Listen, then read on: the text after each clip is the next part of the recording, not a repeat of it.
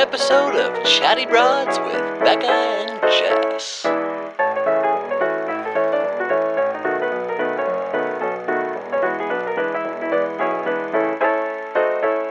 Hello. Well, hello, broads. How are you doing? We're recording this, I feel like, with the Bachelor episode that we just watched, that I need to timestamp this as reference and say we are recording this the day after, on Wednesday, the day after the episode aired, because Lord knows, I'm sure there'll be many a drama that has aired since that we don't know about. Oh, man. Sometimes there's those episodes that you just need to timestamp. I hope that in the future we find out that Rachel and Avon are I am praying in a blessed union. That right now we are looking at their cute date photos, that they grabbed a coffee, that they grabbed a drink. I hope this isn't a Hannah Brown, Tyler C situation. Remember where they just like hooked up after and then like... Oh no, I forgot and then about did some all TikToks of that. together and then nothing came of it. That was a whole drama, That right? was a long... Yes! That was a lengthy drama because they hooked up and then he started dating Gigi, but then when quarantine hit, they got quarantined together and everyone was like, are they dating again? And then she came out in her book and was like, I thought we were going to, and then he was like, no, and then I was stuck there or something like that. It was very dramatic. That just goes to show there's always more going on behind the TikToks and Instagram stories, you know? I think because I certainly was watching them during the pandemic and like, damn, I wish I was in Florida with the quarantine freaking crew playing beach volleyball all day. I'm like, they all have each other there to hang out. Fun. That's still jealous. Oh my God. It's like, yeah, behind the scenes, there was just like emotional turmoil. I'm sure. That's always the way it is. You never know. How's your past week been, speaking of? Well, my past week's been a little rough. Yeah. You know, I shared with you, I've been manic. Yeah. And it's been a little bonkers. And it's always so weird. I haven't been posting on social media at all for the past like week and a half because I just have been trying to avoid any space in that nature. Yeah. But then it's always so funny to be like, okay, like on our last episode recapping, I'm like, okay, I'm trying to like focus in and like not say when I'm manic, it's not like I'm saying, I don't know, it's hard to explain. I'm like, it's not like I'm saying necessarily things I don't mean, but I'm also then like hyper focused on certain things or having a hard time recalling certain things. So I watched that episode twice to be like, don't forget, girl, because there are large portions that can, you know. So that's been a little bit of a thing, but I feel I'm making my way out. Yeah. I think I'm getting a little more regulated. Do you have fun during mania? It depends. It depends. If I'm hypomanic, which is like, for myself personally, like I can function okay in that space. Sometimes I feel like more like heightened euphoria and I feel like I'm laughing more and I'm more excited, but like, you know, my heart rate's up and I can't sleep. So, and then I often make mistakes. Kind of like being on drugs. Yes. I make mistakes during hypomania where it's like, I'll share too much with somebody or I'll spend too much on something or get tattoos, you know, do all that sort of thing. But like that in general is like more controlled. It's if sometimes I'll reach, and I've talked to you a little about this privately, but like sometimes I'll reach a point where it's like more of an acute, where I'll have like a lot of dissociation and then I'm more like agitated and then the no sleeping really catches up. And that will typically only last for me for a few days. But in those times, I have to like, I've learned my patterns well enough to know that I need to kind of like sequester myself a little bit. Yeah. And stay away, not be online, you know. What do you do? Like, how do you spend your time? I mean, for the most part, when I've been at that point, it's just dependent on the circumstance. Sometimes I have not set myself up for success and then I'll be like on a bender for a couple days or be doing a lot of like just running around. Yeah. Like not if you could making- set yourself up for perfect success, like what would you do? Just kind of like sequester and like watch movies, or like what would you? Yes, even though like it feels kind of torturous because your energy, like you're so like intense, but it would be like the perfect scenario is that I kind of like lock myself down with like family for a few days who I feel safe with, and they know if I'm going off about something, they know what state I'm in. And that I can just like kind of keep myself away from like the credit card, keep myself away from being online, not be engaging with people who don't know where I'm at. Yeah, because you that know could what I be mean? really, yeah. I've made mistakes before, for sure. I don't mean this of like, oh, does this help you? But like, do you ever exercise? Like, do you ever feel like you want to? A lot of during those times states? I'll walk for forever. Yeah. I was talking with a friend about it the other day, actually, who also has bipolar. And we were both like having a moment where we're like, we'll walk for like 20 miles. Like you just keep going. Yeah. And it's a little bit like that. That can help. Yeah. But it's a little insatiable. Right. Where then I also, when I'll get kind of like hypomanic or in like this acute mania, I'll have like a lot of body dysphoria and that'll kind of come rushing back. So I also then want to kind of, sometimes if I'm putting too much into exercising, I start fixating on that. And then that sends me on a spiral, and it's a whole thing. Yeah. But yeah, I've been like considering, potentially, because in general, we had talked like, a month ago, I'm like, I'm feeling better in so many ways, and I am. Yeah. But then, this is just my chemistry, and it hit, and I'm feeling better this time because I feel like, and you and I have, and you've been so gracious with like arranging things for me, where I'm like, I need to set myself up for success here. I know it's coming. And, I'm considering maybe like, since this has happened a few times in the past year, like going back on certain medications and regulating myself. But, it's, I feel good. Yeah. But it's also like, okay, I know this about myself. So I need to really do my best to be intentional about setting myself up for success. And then also letting people around me know who I love, where I'm at, that they can help me be successful. Because like I told you, I'm like, I get embarrassed talking. Like I feel okay talking on the podcast about it in general. Sure. But when it negatively like affects my work or it's affecting relationships, I get really embarrassed being honest about like, it's almost like acting like I'm not drunk. I'm not drunk right now. I'm totally fine. So like, no, I'm fine. I'm totally fine. It's like, no, I'm spiraling right now. I think it's confusing too. Like I don't know about the embarrassment part, but I think it must be just hard because like I think it's just confusing for people who haven't experienced it. Where I'm just sort of like, I don't know what like this or that means. Like, what does that actually look like? Mm-hmm. What does that feel like? Like, I just guess we don't have much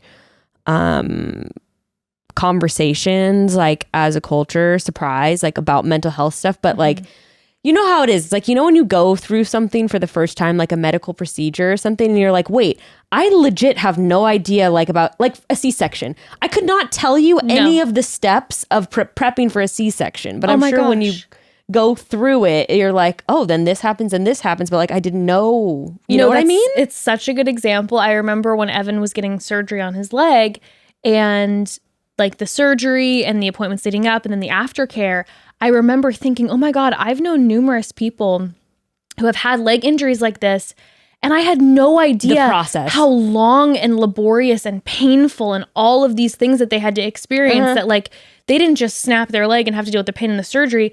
They were having to go to like 3 times a week physical therapy, and that's cutting into their life, and like all these appointments. Remember, and like that's so much. Remember Mariah, who came on and talked about having cancer and going through chemo twice? Like, I remember having her on, and I remember being like, wait, I have no idea what chemotherapy, like what even happens. Like, you go in, what even is that? Do they inject you with something? Like, I had zero actual idea of like what that process was like. And so I think sometimes it feels the same way, where I'm like, wait, but like, what does that feel like? What do you do when you're like that?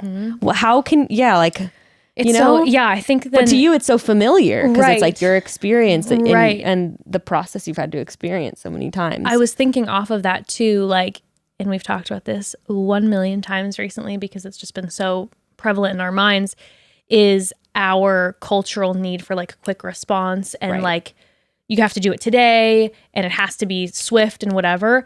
I'm like, oh my God, there are so many people all over the place who, of course, not only have like their work and life and whatever, but are doing so many other things that we don't know about. Oh, that it's like, oh my God, I can't stop and answer this email right now. I got a million things going on, or I'm not emotionally capable to do that right now. Right. The other day, a couple days ago, I was like, I had so much stuff that I needed to get done. And I literally, like in my mania, I pace. And I paced around my house and I looked at the clock and it had been like 4 hours. And I was just pacing and thinking. Not saying a word to anybody. I was just pacing for hours, fully missed a meeting, like was just locked in this zone. And I'm like, I don't know how to explain this in an email to somebody and be like, sorry, I missed the meeting. Time and space means nothing to me right now. I've been on a different planet and my brain is about to explode. And I don't know how to express that, you know, in a professional setting, but like, this is what's going on. Yeah. And there's then also that level of like, you know, choosing what you're going to share in your boundaries. I'm like, I don't feel comfortable right now going on social media and being like, sorry, I haven't posted anything. I've been in a dark black hole for the past few days and I'm trying to make sure that I don't do anything crazy. That's where you get to just use great phrases like a personal matter or like a family emergency, you know, where people are like, oh, fuck. But, you know, you like no one really wants to ask. That's where you do this kind of thing. I know, that's where I'm like, something personal come up. Something personal. If somebody says something personal, then you're like, you go, oh, I don't know. Do you mean personal like a hair appointment or that you're having a full-blown manic episode? What type or did you have heart surgery? Like, you know, did a family member die? What's going on? Right, exactly. No, or did you real. have a nail appointment? Yeah. You never know. But that's what's great about keeping some things private, right?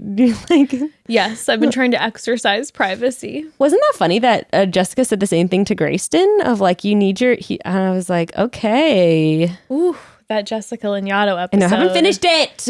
Oh my God. I'm really excited to drive home to finish it. But yeah, no, that was interesting. She said, because I remember she said the same thing to you, I think from our episode in January, which I recently listened back to. But yeah, she said the same thing to Gray of like, you need to have like your things that you keep private, which I was like, sorry, Grayston. Whoops. Sorry. But I have been trying to get a lot better about that, about like keeping certain things about us and me and him just like to myself more. Yeah, that episode was just fascinating. What really stood out to you the most, like what she was saying about Evan? Oh, I mean, gosh, there was a lot of the family stuff. But then really specifically what he needs. And, you know, her saying that like he needs his like time to be exercising, and then also like the ways in which he can get like in his head and then kind of shut down. That was really helpful for me because it's obviously conversations that we've had. Yeah. But it was like helpful for me to like know that in his chart, it's like, oh, this is something that he battles. Yeah. And how can I be there in a supportive way? Yeah. To be like, okay, I know when you're feeling this certain way, like these are the tendencies, and like, how can I be there to support you where then you're feeling good coming out of them? Yeah. You know, versus me taking things personally. Right. You know, right. Which is always the tendency. Of course. You're like, it's about me, isn't it? Do you hate me? No, but like you take it personally instead of being like, oh man, you've got all this process going on. And I was excited when she talked to him too about leaning into his woo and his spiritual side, because I've seen in the past like year since he's been doing that more, just a freedom and lightness for him that has been massive. For just, I think, him like learning how to love himself, you know? Yeah. And then Grayston, what were your thoughts? You haven't listened? I haven't finished it. I've listened to maybe like 15 minutes of his so far. It was definitely like it was one thing that was just so interesting. She just talked about like his existential like crises or like malaise, as she put it, that he goes through. And by the way, guys, this is last Tuesday's episode. If you haven't listened to it, sorry, Jessica Lanyadoo reads the bros charts. Yeah, I think their first astrological readings they've ever gotten. I think so. It's fun. You know, my mom called me immediately after the episode came out. She's like, I need a reading with Jessica Stat. And I'm like, sorry, she doesn't do private readings. I'm like, if you start a podcast, maybe she'll do it with you. She doesn't do any private ones anymore? Oh, wow. Got to bring your mom onto the pod. I guess so. That way she can get her chart read. We're so lucky. I know. I so feel really, lucky to have our own speed dial. But it was just interesting when she was talking about the existential malaise, and it's just funny because like I am so like the opposite of that. Like I don't, she was talking about this feeling of like, like why are we even here?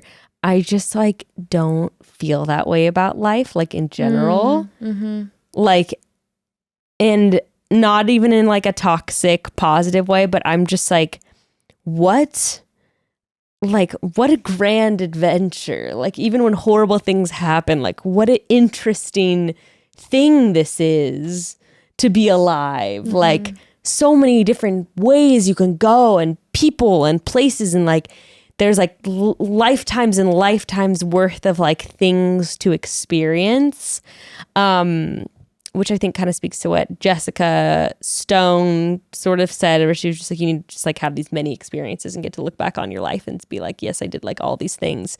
But it's just interesting because like I don't feel that, but then like I can understand, I don't know, it just is sort of validating because I tend to write off like not my friends, but like the really, really close people to me, like with like depression and anxiety and like different stuff like that.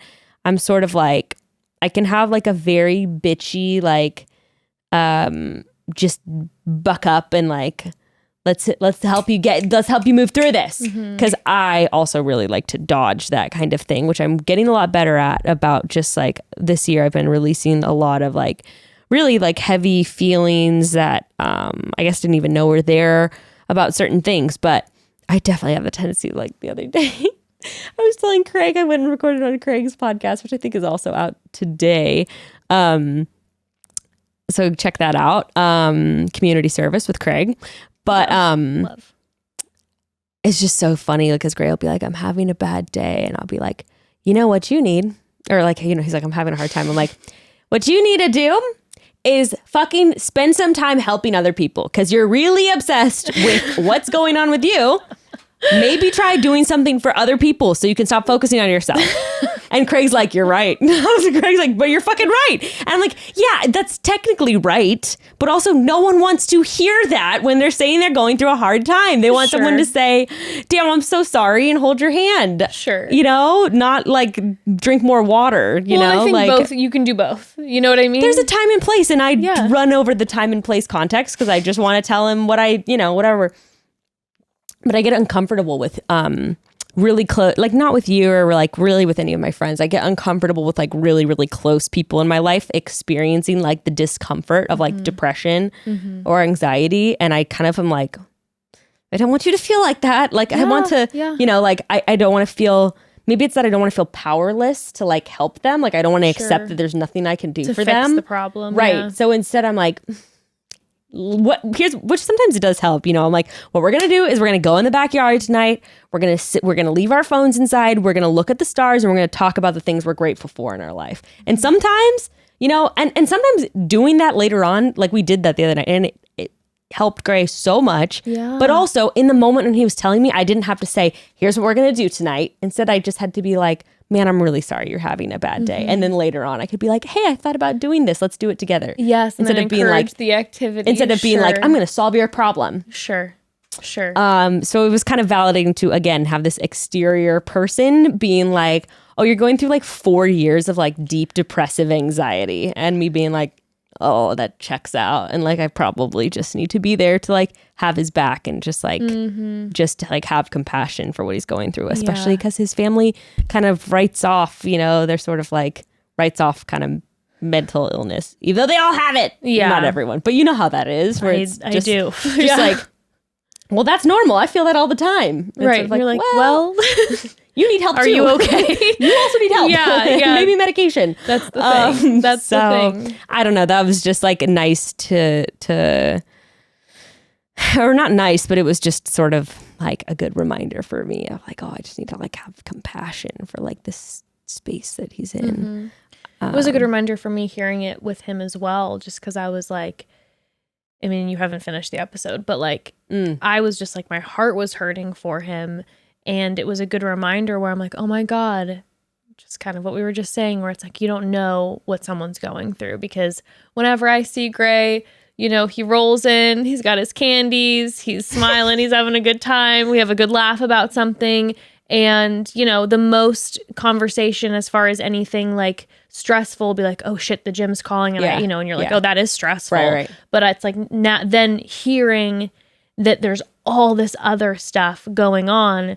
Number one is like, oh shit, I had no idea you were going through all that. And then also, oh shit, I had no idea you were going through all that. And then Becca is processing all that with you and not knowing any of that and being oh my God, like, there are so many behind the scenes things. And like, we know each other really well. It's always like that. You'll always say something though, if like, oh, well, last week this happened. I'm like, I saw you on Wednesday. What are you talking about? Yeah. When the fuck did that happen? What do you, but, you know, it's just, like if you're not living in the home with someone, and then even if you're not living in the brain of someone. Exactly. You're like, I really don't know. Well, and yeah, it is crazy because like, yeah, sometimes he'll be on the phone with me, you know, driving to your guys' house and just being like, I don't know. I'm just like feeling like so, you know, like on the point of tears. Like, I'm just like, I just feel like a failure and this and that and that. And then, but also, you know, I think that he loves nothing more though, and like being in community with other people, and like that makes him happy to just like get to chill out. But we don't know then 5 minutes before that all this process is going on. Yeah. And even if he is in community and he's feeling like maybe good, it's still there, and that's still in his body that he's processing, you know? It was crazy though, because when what she was saying to Evan too, like, when I was listening to the part of Evan where she was telling him like, you need to just spend like 30 seconds like feeling this feeling. Like, what's so crazy to me, I guess, about our culture with men in general is that like we have this idea of like what it means to be, you know, like she was saying about Evan, like you were raised to be like a macho man. But what's crazy is that like so many men that were, which I feel like most men are like raised like that, maybe not as intensely as Evan with like the hockey and everything, but like there's still this undertone of how to be a man, right? But the irony is that like so many men have no idea to sit with like their unpleasant feelings and like literally don't know how to. Tino, perfect example of that. But like it's kind of crazy to me how like such men that are supposed to be so tough, like have never been taught the basic tools of like how to sit with sadness, how to sit with fear, how to sit with like anger, and just let that be. Because when she was saying that to Evan, I was like, oh my God, like Gray so struggles with the exact same thing of like anything to like distract, tune out, like, you know. And then speaking of like my bipolar, like that has my illness has sometimes exacerbated that for him, because he feels like he can't have a moment of weakness so that I don't feel safe. So then there's a lot of like, oh my God, like I have to make sure that I'm always like dialed in and I'm always like good to go and happy and everything's coasting and there's no moments of stress, because if I in that one moment am not, you know, not doing well, what if Jessica's not doing well and then she doesn't have me? Yeah. And then that, you know, and that's been a big process in our relationship where I'm like, you know, have had to take ownership of those times where I put that pressure on him, and then also have had to communicate with him. It's like, no, I don't want that for you. Like, and there's going to be moments where even if you're not there for me and that I have to flounder, that's okay. Yeah. And I know it's not, and that's not what you want. You want me to be always like wrapped up in a little burrito and like comfy, but like I need to sometimes have those growing pains. Yeah, it's interesting. Well, it's funny because Gray called me when I was gone, because I was gone for like 6 days last week. I got so much sleep. It was amazing. Yes, we were talking about you in that tent. I was like, yeah, because she was like, how'd you sleep in the tent? I'm like, oh, bitch, I sleep so good. I was in the forest. I was with no kids.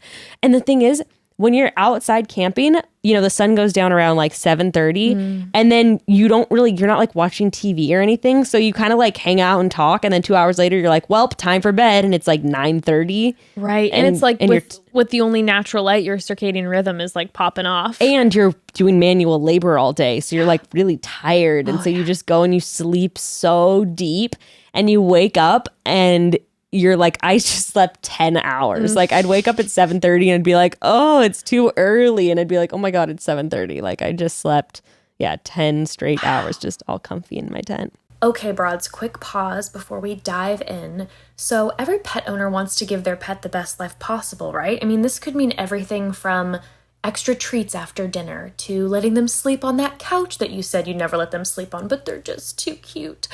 Even down to the more practical things like if you have a cat, the kind of kitty litter you're using.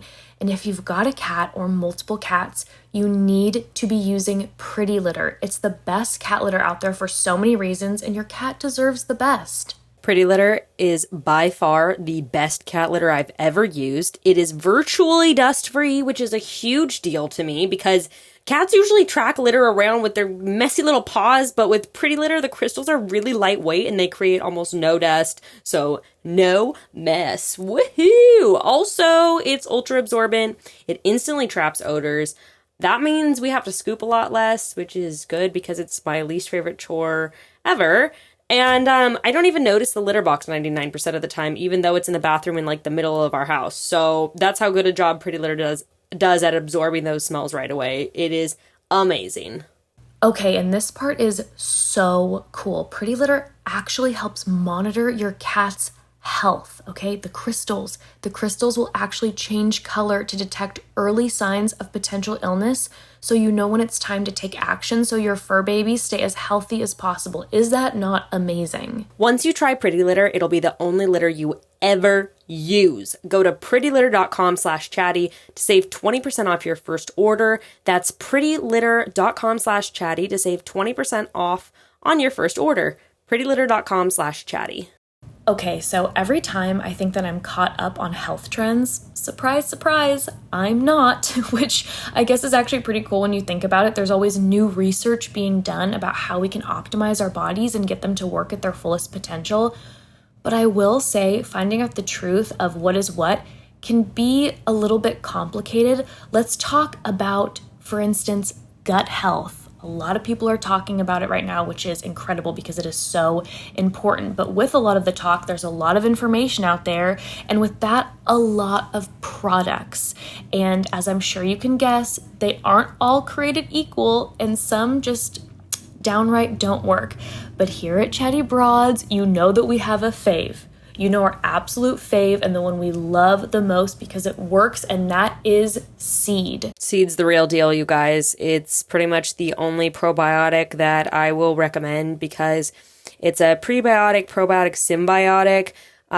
It is way more effective than other gut healing products because they've created a special capsule-in-capsule technology. So what that means is that the 24 strains of probiotics and prebiotics are protected all the way through digestion into the small intestine and colon, and that's where your body needs it. So that means that the symbiotic can be delivered in their fullest form for maximum impact.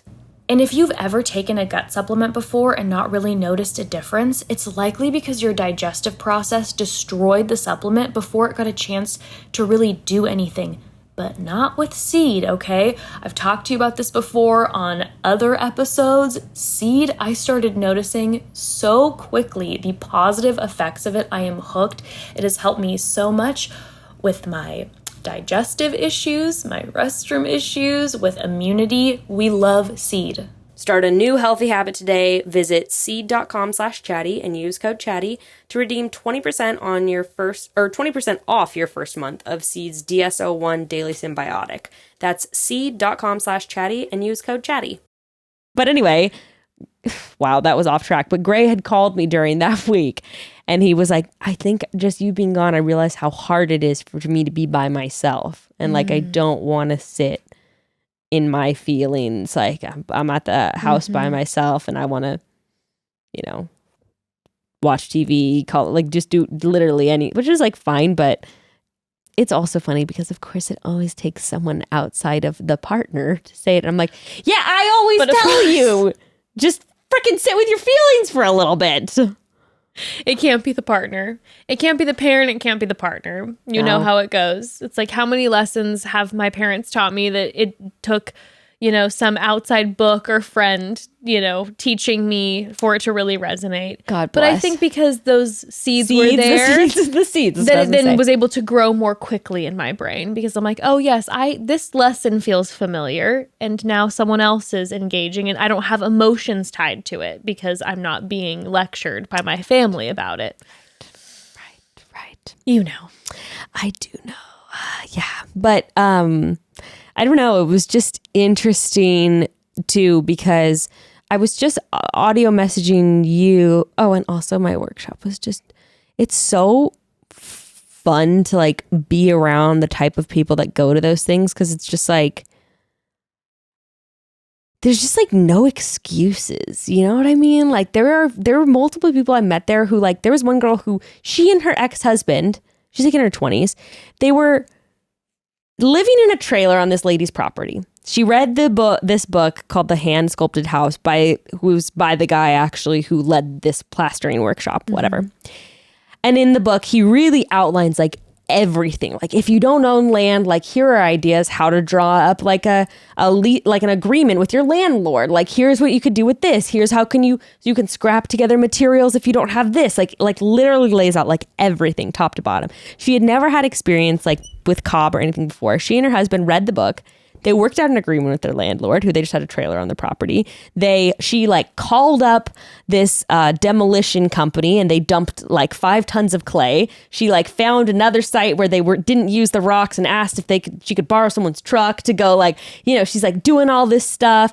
And she and her husband like built a full cob house, like, on their land for, I think she said $15,000 in 3 months. She and her husband, they had some work parties, had some friends and family, but they both decided that they were going to like quit their jobs, scrap together like some materials, and they were going to use that time in between jobs to like build their home, so they didn't have to like pay a mortgage, and they could own like something for themselves.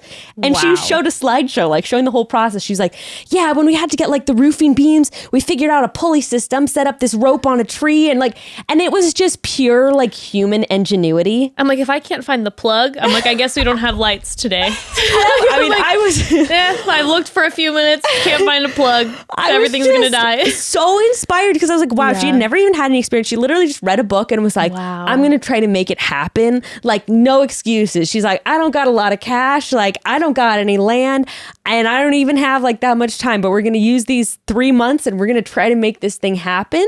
And that, I just love that spirit, and like just being around people that have that spirit, because I think I've talked so much, like, I mean, I've talked so much negative stuff into myself where I'm just like, I never finish anything, I'm a procrastinator. But like seeing all these people who like the narrative of themselves is like, I can do it, is like such inspiring energy to be around. Oh, absolutely. And I just love that. It's so cool. So, they're just talking about all crazy stuff like, oh yeah, here's a plaster. If you don't have straw, you can make it out of toilet paper. Like literally, like you can get the dirt in your backyard, the toilet paper, and like some beach sand, and you can like make a plaster and replaster your walls, just like, and I'm like, yeah, so into it. And they were like, gotta go home and plaster one wall of your house. So I think this weekend I might do one wall in my house. Wait, for real? Oh, yeah, that's exciting. Yeah. So anyway, that was just really fun. But your whole house. I know, right? Grayson and the children are like, we've had to move because Becca's just going ham sandwich, just like plastering everything. Ruth's like, that's my bed. And you're like, it's getting plastered. Going, my sheets just let's get plastered. You're sleeping in straw now. That's great merch, by the way. Let's get plastered. Let's get plastered. I know. Once I have my workshops, it's perfect. Guess what I did though? I was so at the workshop. We had one night. I'm reading this book right now called Stone Junction. It's so good. It's like kind of a coming of age story, but it's sort of like this psychedelic tale. And have you ever read a book or see a movie where it's like always sort of teetering on like the fantastical, but like not quite? And you're like, this is like a like just a normal story, but then there are also these like weird elements Yes. that are kind of like sneak in. I love that.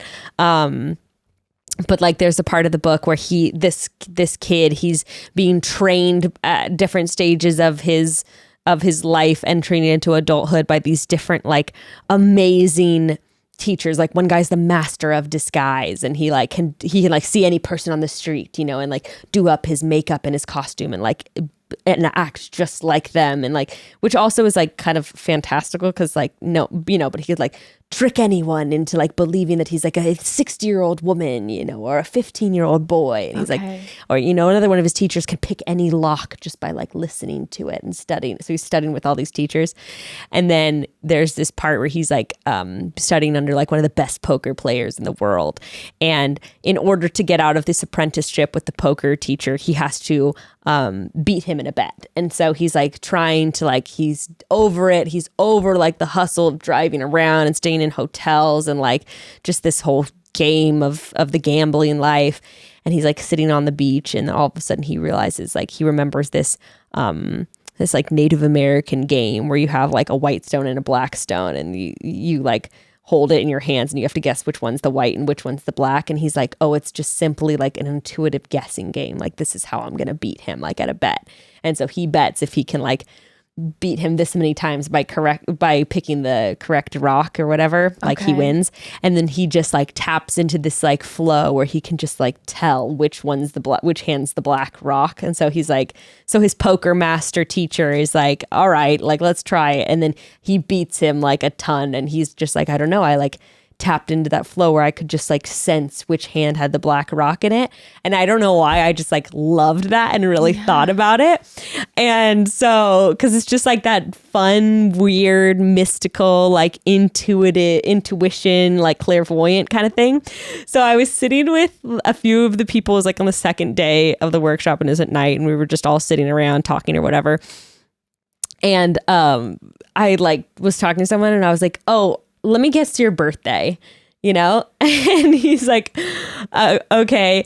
And I was like kind of fucking around, and I was like, I'm going to guess it. And I was like, March 16th. And he was like, my birthday's March 17th. And we were both like, and everyone was kind of like, whoa. He's like, she's a witch. Yeah. Everyone was kind of like, how did you do that? And then another guy, like, I think he said his birthday was in December. And I was like, and the trick is to like do it like the first thing that comes to mind. And like I was like, you're December 23rd. He's like, yeah, I am. And the other guy's like, how are you so good at guessing people's birthdays? And I was like, I don't know. I was like, the first thing that came to my mind was 23rd, but then I almost talked myself out of it because my best friend's birthday is December 23rd. And I thought that's why I was thinking of it. But then I thought, I don't know, it's the first date that came to mind. So I should just say it. And I guessed it. And it was so weird. Isn't that weird? That's bizarre. And so it like kind of just made me think of that book where I'm like, wow, this like mystical like part of our like, world. Quick, get some rocks. Like, straight up, I almost did. But yeah, so I like almost exactly guessed someone's birthday out of the blue, just one day off. And the other guys, I like guessed the exact day on like the first try. That's wild. And then I kind of got in my head, and then I couldn't like do it anymore.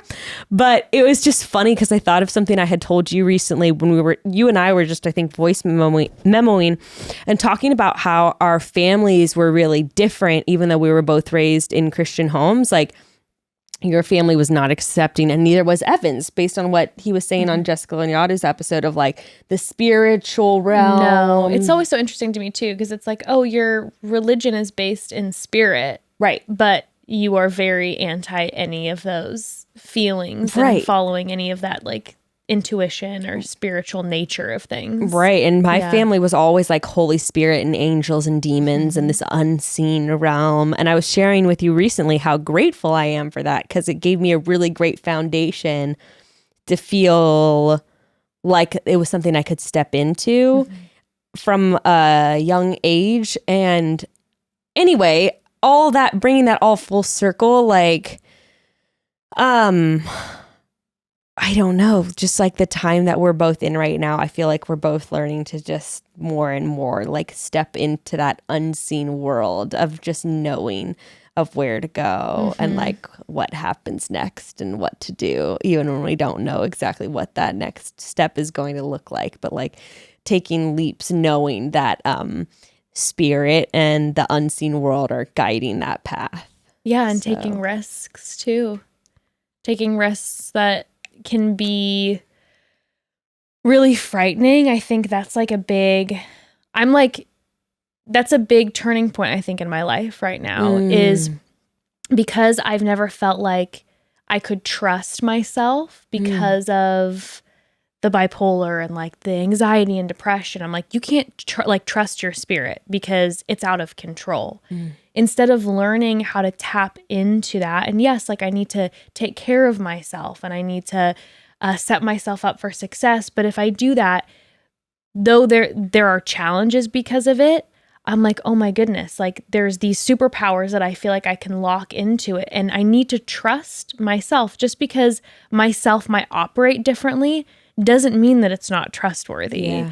And there have only been a few times in my life where I really trusted myself and my gut without asking a million other people's opinion.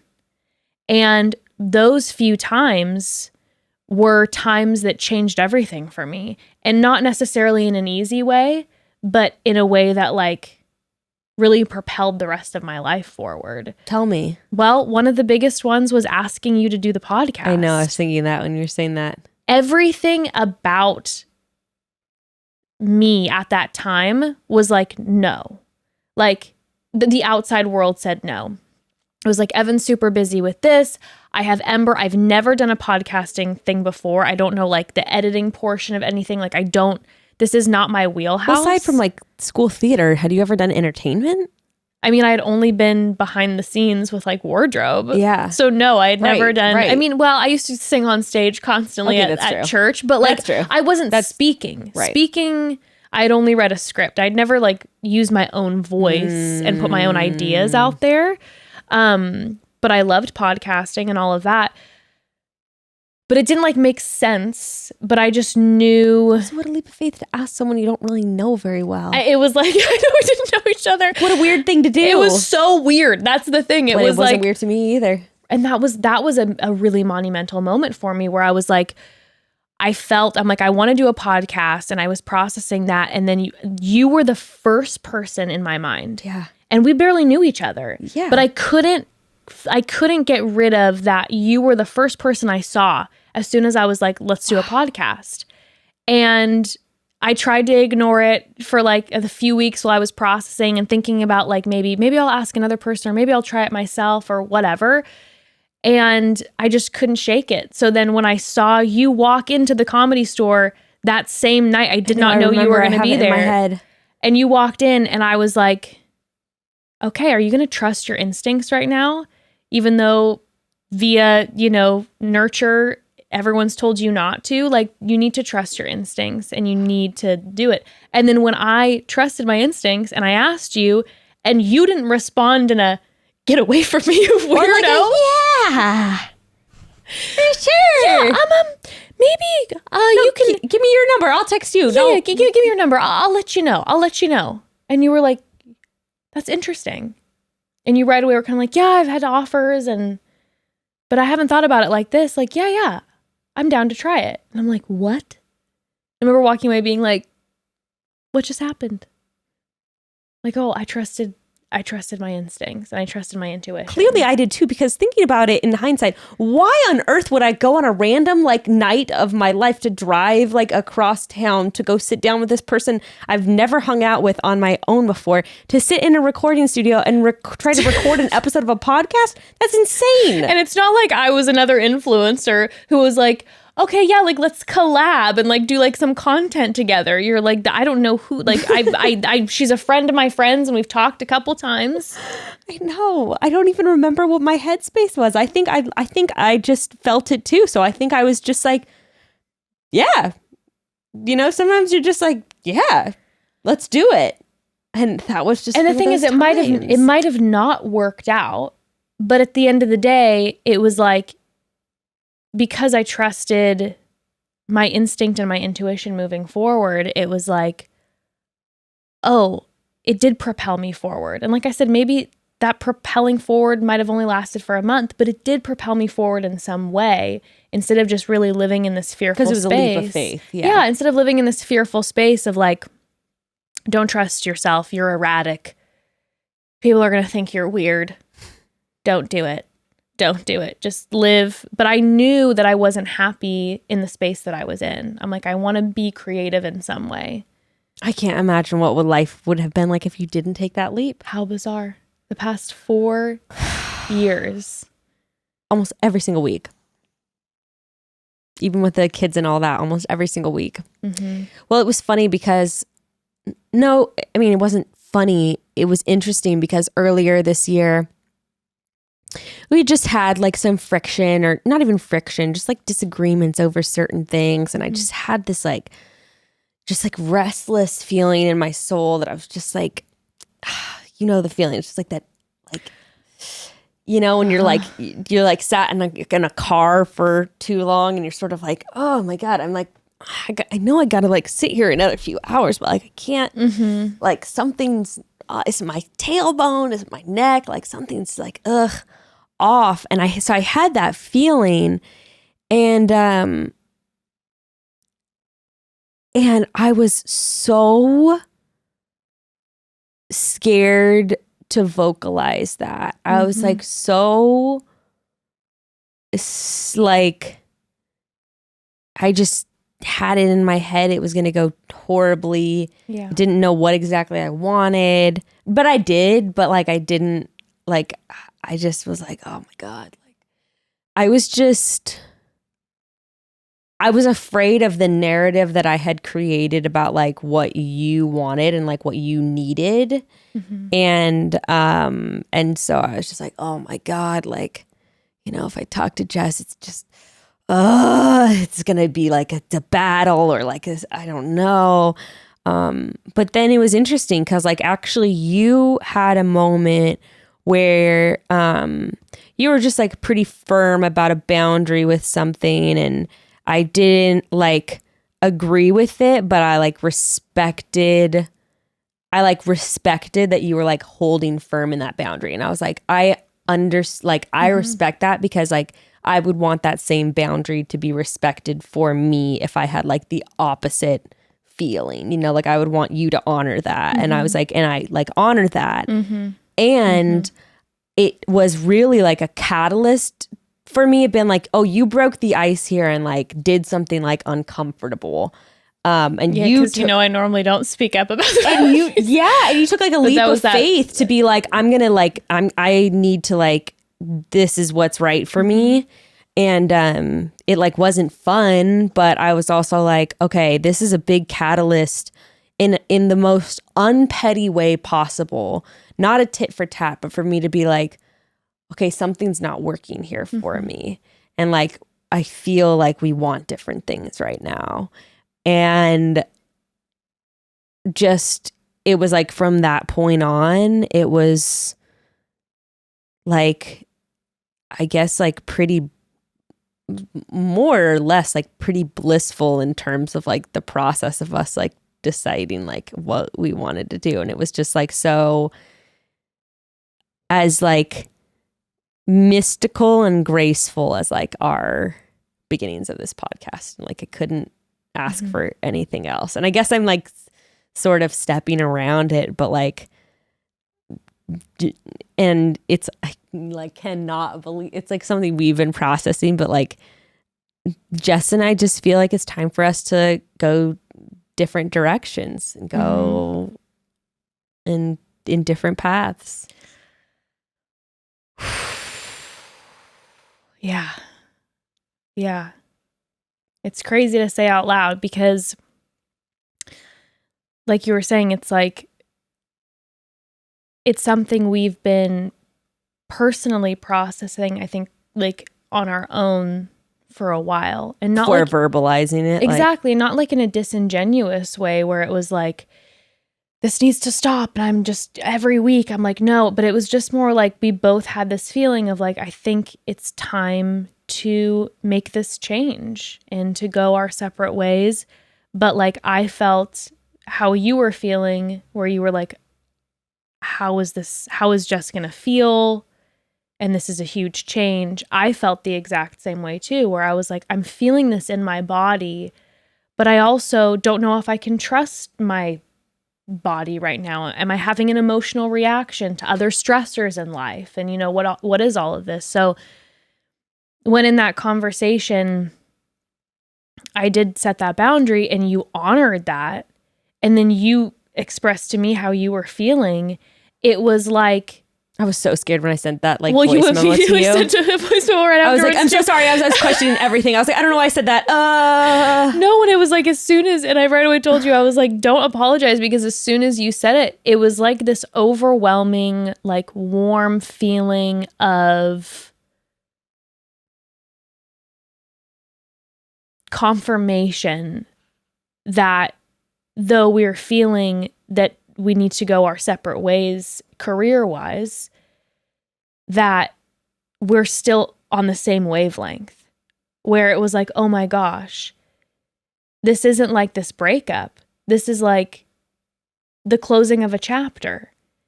And it made it, like you said, it's been, as we've been processing this, like, because we didn't, of course, want to make any rash decision. We've been processing it. It's been like so good. And I feel like our relationship is the best it's been right now. It's just like open. It's just, I don't know. It just like creates a better feeling of safety where it's like, okay, like, and actually also to clarify, like when we say it's something we've been processing for a while, like Jess and I have only made this decision like together in like the last 2 months. Like it's actually has like, it's not like, oh, the beginning of this year we decided, like it's like No. But yeah, I feel like I was questioning myself a ton on that feeling, on that intuition, because as we've talked about, with friends, with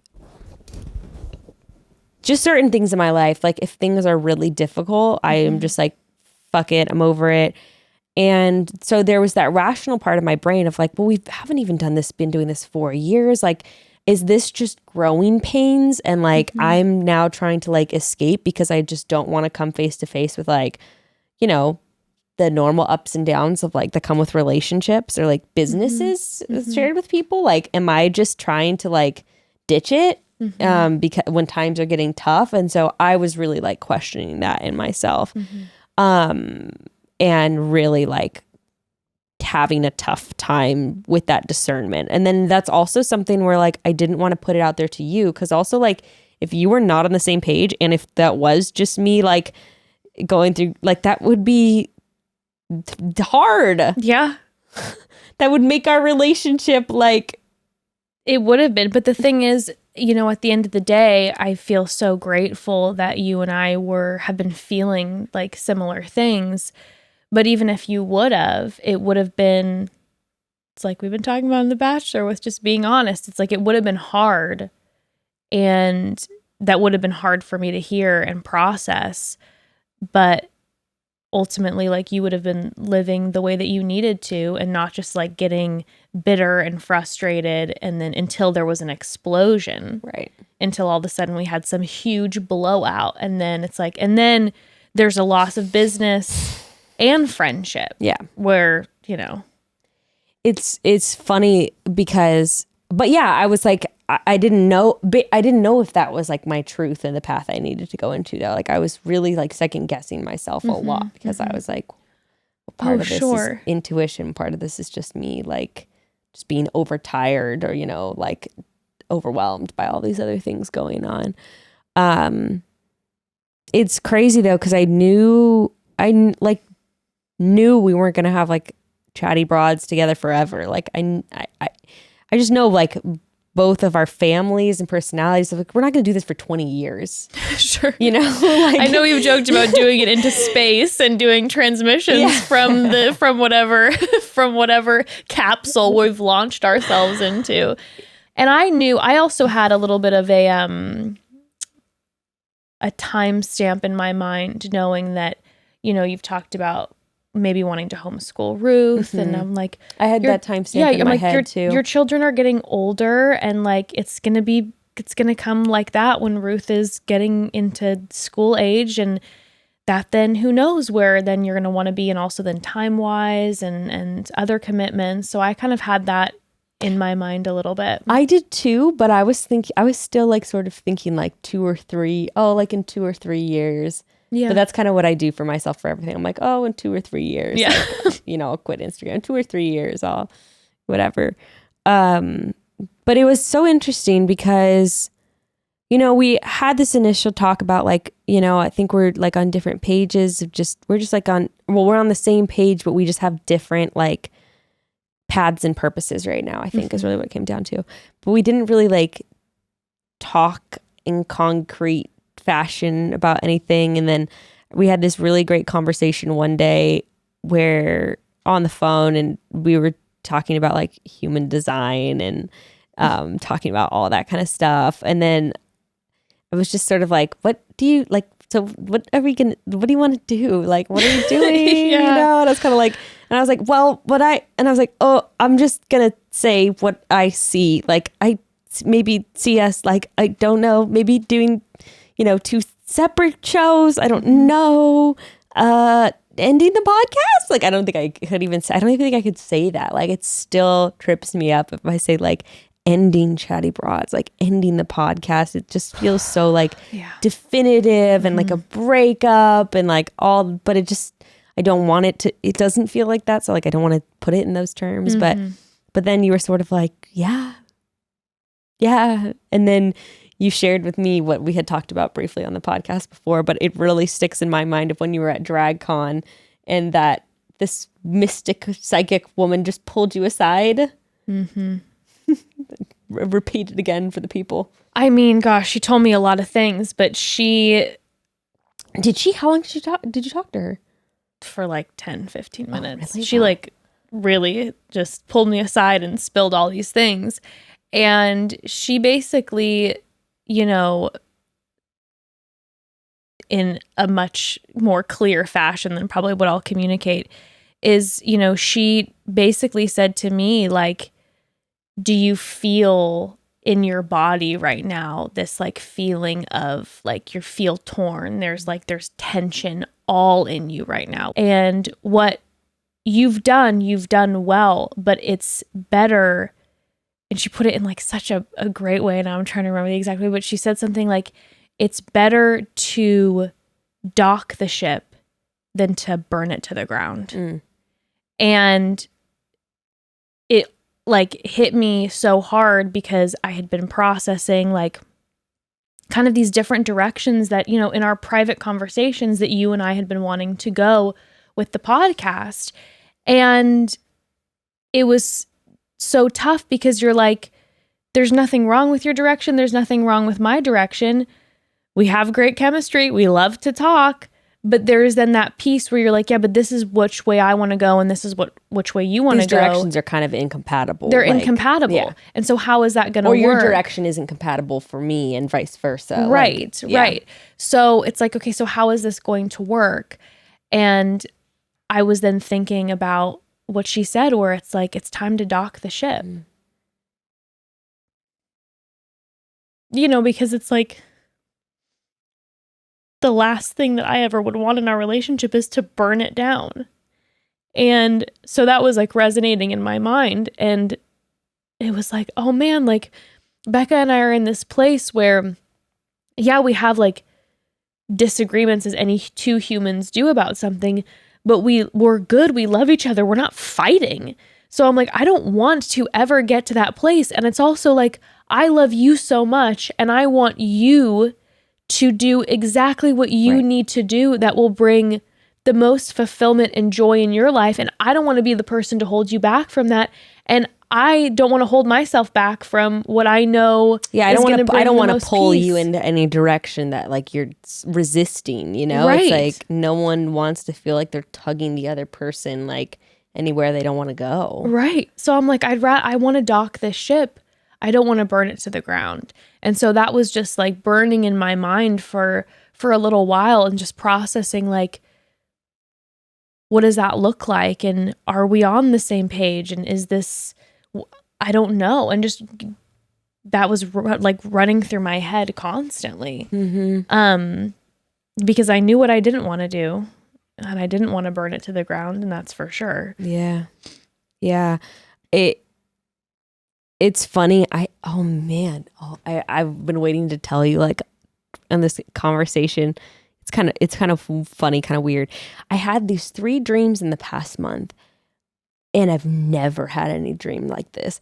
I had these 3 dreams that, like, Evan was like telling me that he was like coming on to me and like telling me he was in love with me and was like being really weird and like, sexual and romantic with me. It was like really felt so real and was like really like I woke up and I was like, oh my God, like I have to tell Jessica now. Weird. Yeah, this is really weird. This was really intimate between me and Evan. But it was crazy. Like it happened a couple times. Just like, oh, this is really weird. And then like the 3rd time I like woke up and it was like, you know, in the middle of the night.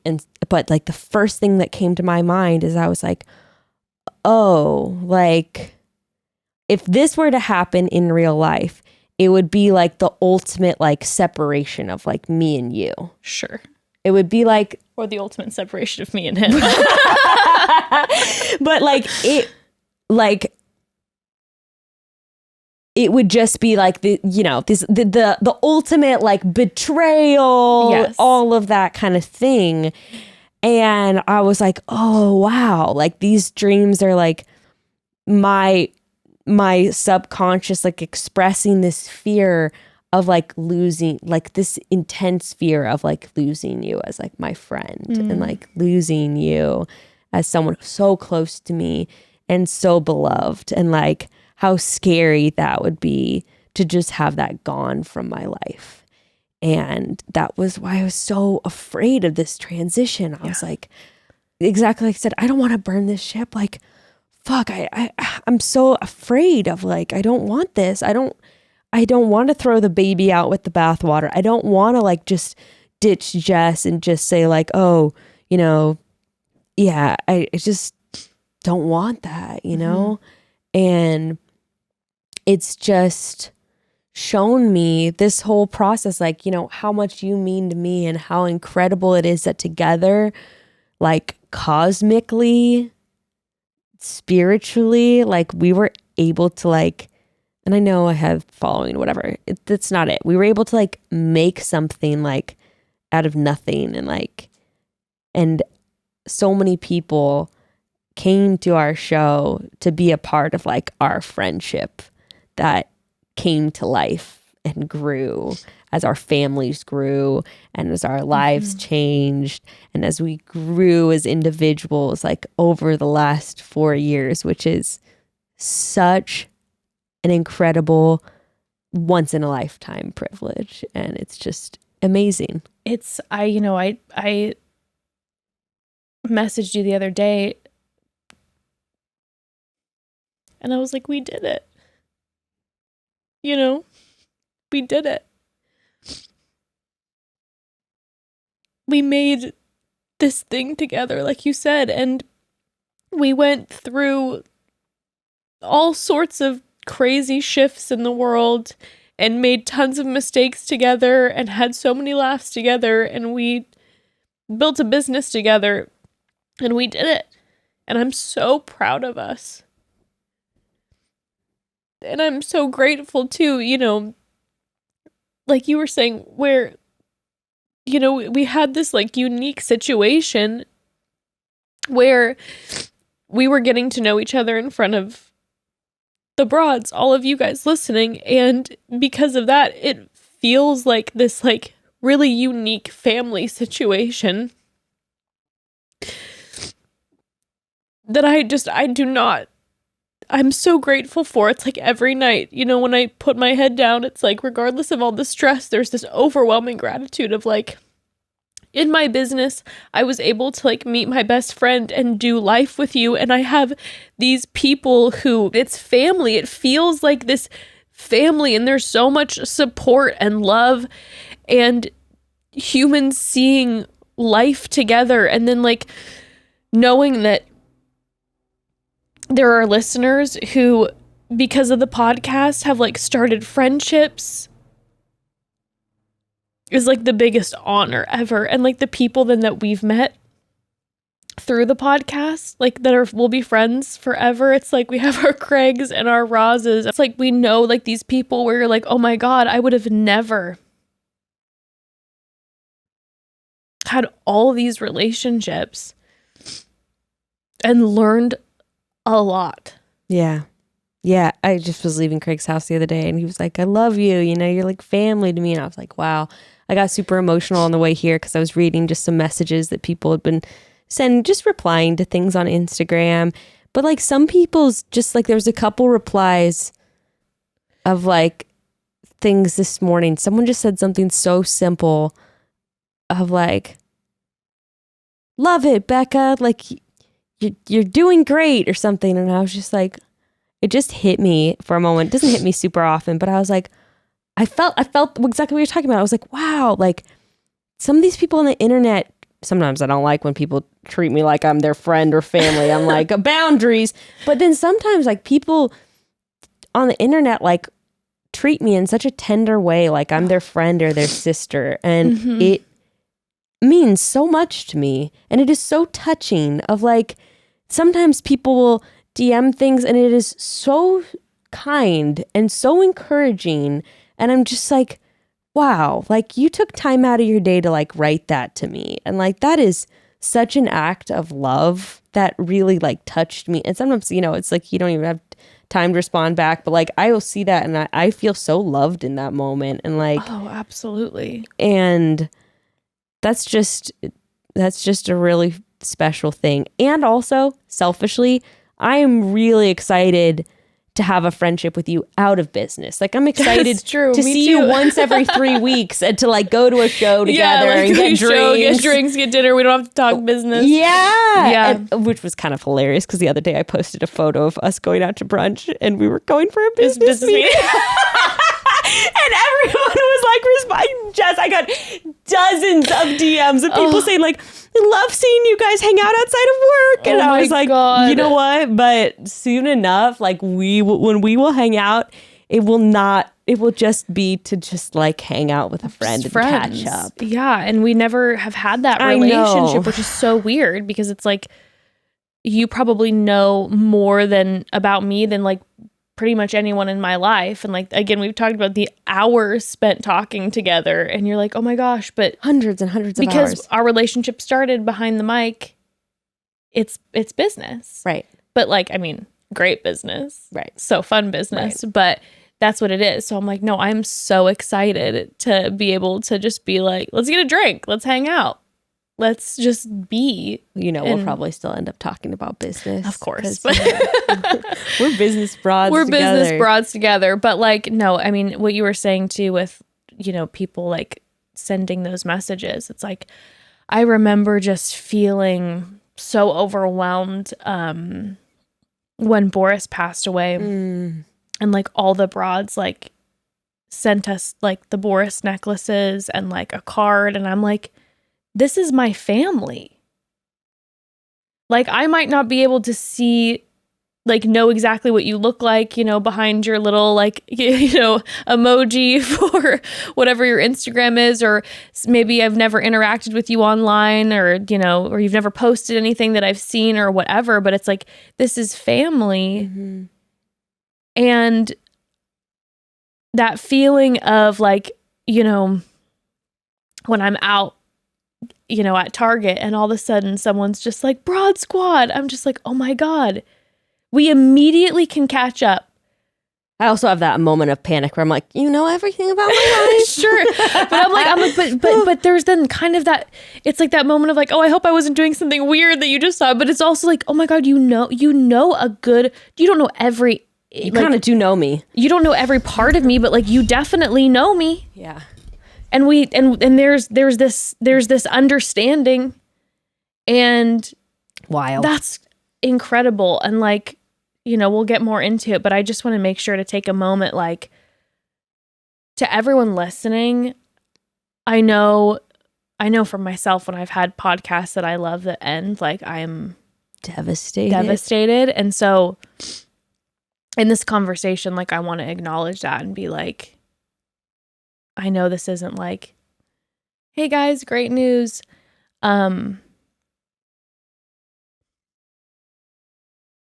But I do want to say thank you so much.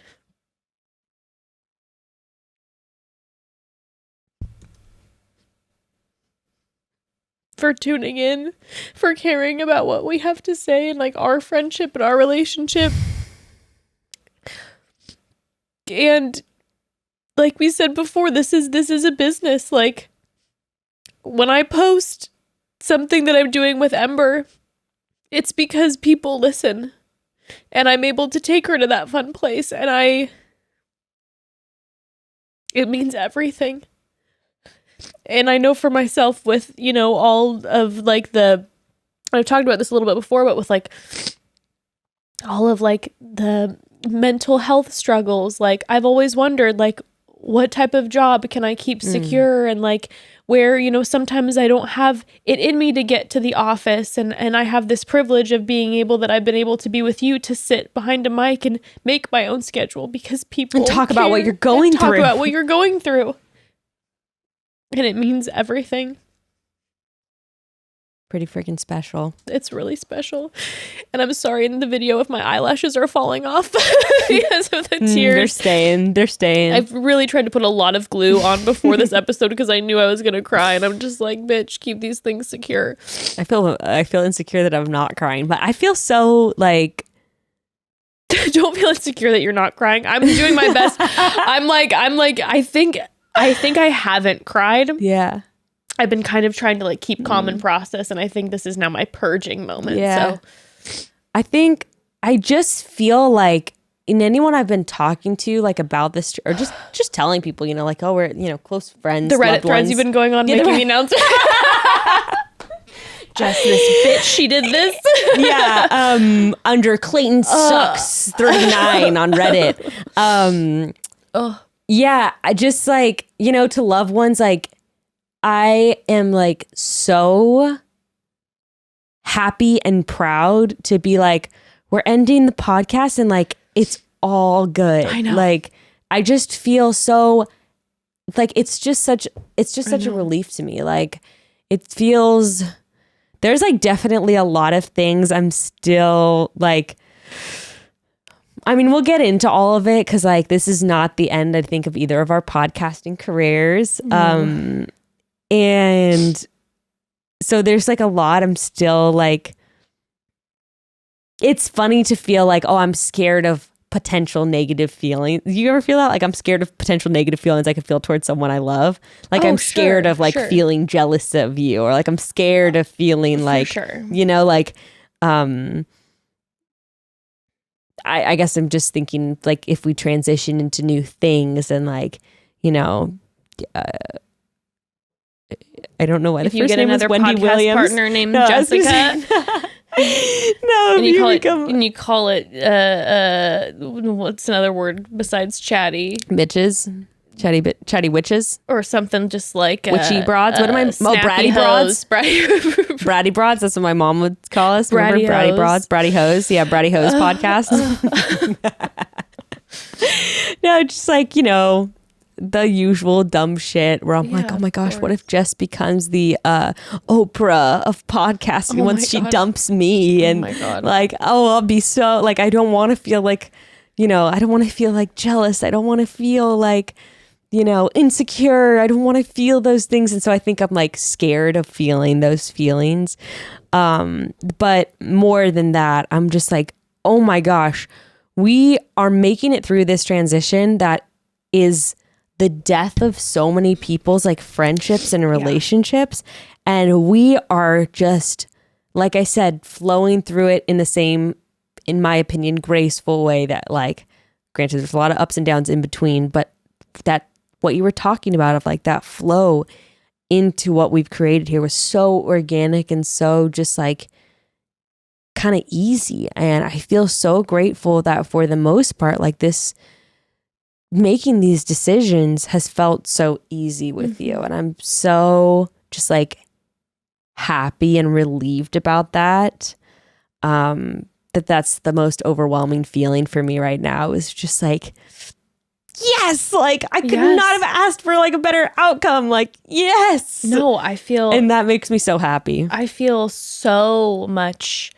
It is not lost on me that the strife that could be happening, you know, and I'm so grateful for it. And even like when you bring up like, oh, the fear of the feelings that may come, I'm like, baby, if we could make it through this, like I do not doubt. And I think we're setting ourselves up for success for if those feelings were to ever creep in, that like if we've created enough of an environment for each other where we can be honest and about really scary things, it's like, I think we're going to be okay. I think so too. I think so too. But you always have the biggest fears around, like things that are most important to you, you know? And it's like, of course. I just can't imagine, like after the past 4 years, like I just can't imagine like my life without you in it. And I think that I forget about that. Like I forget like what a big part of my life you are. Yeah. Like you're a day out of every single one of my weeks, and like have been now for years, like a whole day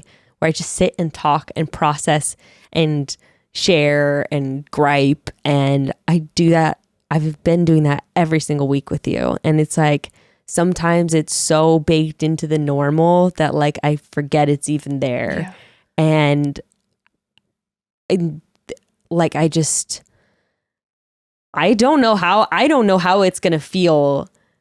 I don't know how it's gonna feel 3-4 months down the road where I'm like, oh my god, like I just want to go and sit for, which we can still do it obviously, but I'm like, oh my gosh, we've had built in 4 hours a week, and I stay at your house after and shoot the shit and gossip and leave too late and hit a bunch of traffic and like, you know, I do that every week with you. It's like, but I also just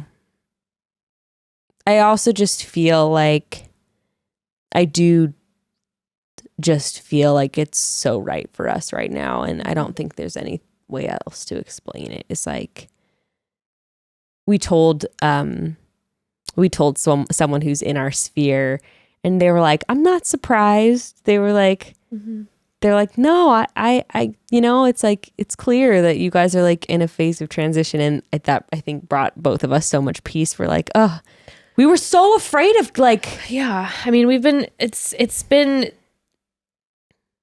you're scared, like, because I think we value so much this space for the two of us. We value so much the community that like the idea of like disappointing the community has been really scary. And that's why I'm like, okay, I want to acknowledge that, like, I'm sure that's there. And it has 1000% been a factor in how we've been trying to process this. Oh, we have talked so much about like, how would I feel like as a listener? Like, we both felt so strongly, like we don't want to pull the rug out from anyone. We don't want to bamboozle or trick anyone.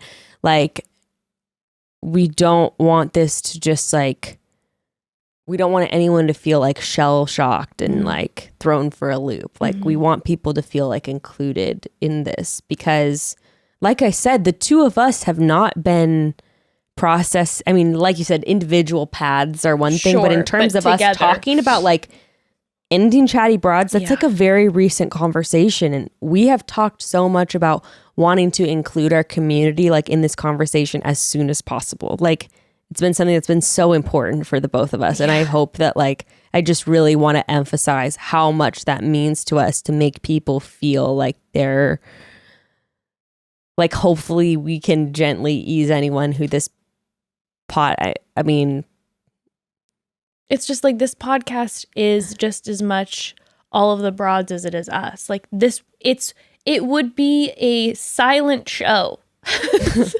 if it wouldn't be for the broads. And so it'd be like, it'd be a show, all right. Not for long though. It would have lasted for a couple weeks and screaming into the void.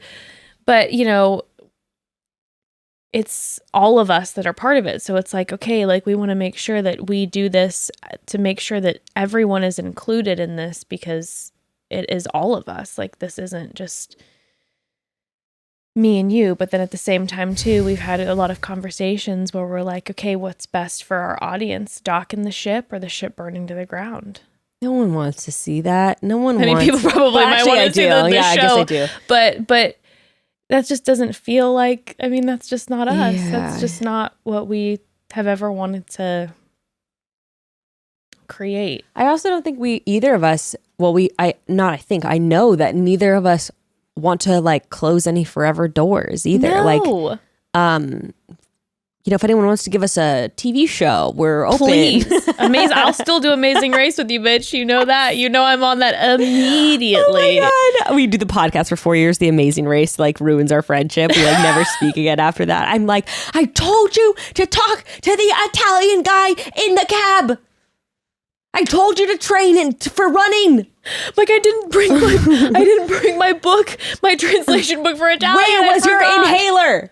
I asked you if it was in your backpack. Yeah. Suddenly I have asthma. You seem like a bitch who has asthma. You don't? I know. You don't? I've had an inhaler before you have? in my Okay. life. I don't use one currently. Okay, got it. You might need one for the Amazing Race. So. You mean with all the movement? Yeah, I'm going to need an inhaler. I'm going to need an IV on tap.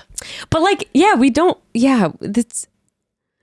neither of us want to like close the door and just say like, I'm never gonna like. No, this isn't an end of it's the next step. It's the next step, And I think movement, it's important, it's scary, but it's part of life. And I think if you just stay still, you're not going to go very far. Not going to go very far. And so it's like, this is like, with us in this podcast, it's like, what's the next step? It's not like goodbye forever. It's just like, all right, what is the next step? And our relationship is off the podcast and we actually get to know each other in that way. And like you said, not closing any doors to whatever opportunity lies ahead. But I'm so proud of us for creating in communication with each other a option where like that can happen. And it's not just like, get out of here. Yeah. It's done and just go up in flames. I guess that's a good segue. Should we just like kind of talk more about like what time, like just so people aren't like, is this the last episode? Yeah, like, should we talk about our game plans for ourselves personally, and then also with this podcast? Also, I think that we could spend in that like next. We don't have not like we'll save all this for next week, but I also think that like I know people will have questions and like. Would love to answer any and all of those. Yeah. So I think that this will be an ongoing conversation. And I think, let's do a little fun piece of news. We are going to be recapping Bachelor in Paradise. Listen, one of the things we were saying is we're like, we cannot end. We were comparing it to seasons of a TV show. And we're like, we can't like end the season or the finale, of a TV show. We can't just like wrap it and just be like, all right, that's it. Bye. We're like, no. Now we have our. Also, now the we time snuck up on us. We were like, oh yeah, we'll like do some. Yeah, and then we're like, but this is the end of the Bachelor. It's the end of the Bachelor. We're like, oh my God, no. We're like, no. We got to have now our finale season. So now we're having our finale season, and we are going to be recapping for our finale season of Chatty Broads. Bachelor in Paradise. So don't disappoint, ABC. Make it a good one. Bitch, I forgot until like a couple weeks ago that we have to watch Monday and Tuesday night every week. We'll be like, 6 weeks. All right, we're done. We're good. We do halfway through, and we're like, okay, never mind. This is gonna be over. But then also on top of doing season finale with this Bachelor in Paradise season, we also want to involve like the broads. Like we want to have, like you said, episodes like answering questions about all of this, but we also want to have our final visits That's from depressing as fuck. I know, but if I say best of, I'm like, do people think it's going to be a re-release episode? No. An Favorites. episode with all of our favorites. So have Craig on, have Roz on, have whoever else you guys want us to have on. Yeah, and that's the thing too. Like, we want to hear from all of you about like, what do you want to hear from us? Like, what conversations are you looking for us to have? Things to revisit, people to have on. We want We want to end it. Can we also do an episode where maybe like one of our really like last ones? I want to have an episode too where selfishly I want to read if people talk about like ways that like Chatty Broad says like, you know, maybe you met like your husband through like the Chatty Broads. Wow. You think I'm Facebook crying a lot right page. now. Jesus. Or like, I don't know, maybe Chatty Broads was with you during a dark. I mean, I don't know if you, I feel like people always message me these like really like poignant things, and I'd kind of love to like get to read some of those together and kind of like share about like maybe how this podcast has like, you know, touched people in the community. I think that, you know, unfortunately, also being nose to the grind, I feel like you and I, you know, when you're just going and grinding, you sort of like forget or you miss on like the things that matter. And like, I think that oftentimes, you know, it's so easy to get caught up in the negative feedback. And then like, and instead of like reflecting on like, wow, like it's really cool that like people have been like touched by what we've made, and that is a really special thing to take time to relish in. I would love to do that, and you're completely right. I think, you know, in the past, especially the past year, it's like when you have 3 episodes a week, it's a lot. Like there's a lot of then behind the scenes stuff too, with like the prepping and the editing and the watching, and it just at week after week you get just in the cycle, and then you can get caught up in that. I would love to pause and be like, oh my God, this is what I relish. This is the joy of what all of this is. Yeah. Yeah. Where was that coming from? I don't know. I'm turning the air on. From like right here. There's a phantom phone in the studio. Oh, so your ghost really has to get in on this episode of all episodes. The ghost is just like, bitches, this would not be the same podcast if my spirit floating around here. Maybe your ghost is the one guiding us. God, it's the ultimate broad. Creepy. The broad. But yeah, okay. Yeah, but I do think so. We're gonna do Paradise, and we want to make our second episode every week, like just something. I don't know. We're gonna play as we go, but like do something special, some for the fan favorite guests. We gotta have a date night. Yes. Yes, we do. Also, there's like topics like that you want us to revisit. Like, you know, we've had some really like fun banger topic episodes that people really, really love. If there's any certain topics you want us to like revisit 1000% last time, we'll go for it for sure. But I guess we just want to like make this process of transition feel like special, and we want to like just honor, I guess, like all the time that we've put in and like all of the connections that have been made. And we want to like honor our listeners, I guess, and our audience as like much as possible too. I think that's just really, really important to us, and we just want to feel everyone's like together as we're. Yeah. We want to fill all of our cups before, or buckets, as Ember says. What's who? Ember says buckets. Buckets, not cups. She's like, you haven't filled my bucket today. I'm like, oh God. Okay, sorry. It's bigger than a cup. Like, I thought I was doing pretty good. She goes, you didn't let me have that candy. Didn't fill my bucket. I'm like, well, trying to. All right. Yep. But yeah, I mean. So I guess it's going to be it's what's crazy is it's going to be in November is going to be the timing like of the end of our show, which be our 4-year release anniversary. You and I started working end of October on the podcast, like end of October. But we didn't release until like top of November, I think. So it's kind of crazy. We didn't even plan it. And then if you listened to an episode a few weeks ago, we were like saying something. And I was like, yeah, it'll be 4 years in November. And we were both like, November, because we both realized like we're going to be wrapping the podcast in November. It's like everything comes full circle. With these remaining episodes, just wanting everyone to leave, like, again, cup full. So please let us know. Like, we want to know. This is something that we want all of you to be included on, with what would make you feel the most fulfilled in these episodes. That's for sure. I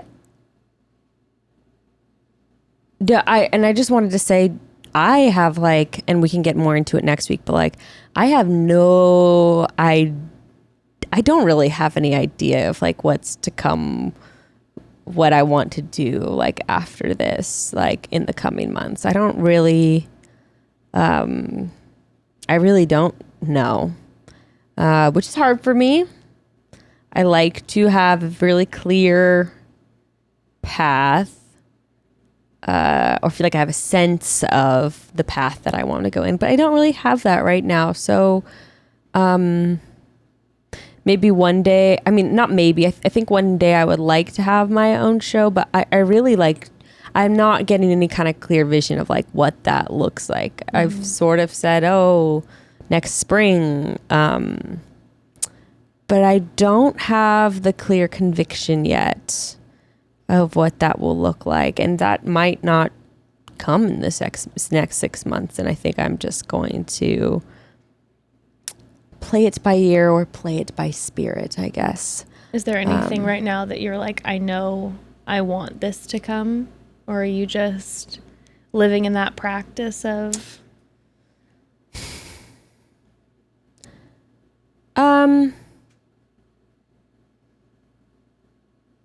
I definitely want to, I really don't know.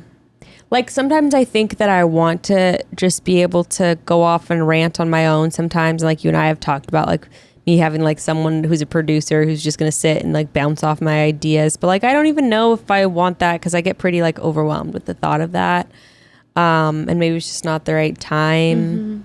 Yeah, I really don't know. I think what I want though more than anything is to feel, which is just how it is in my life in general, but I just want to feel like a sense of freedom. Mm-hmm. And like, not that it's like, oh, Chatty Broads has been holding me back from freedom, but I think just in general, you've got a for sure schedule with this. You've got for sure things you have to take care of, which has actually been great. But I just feel, I guess, just like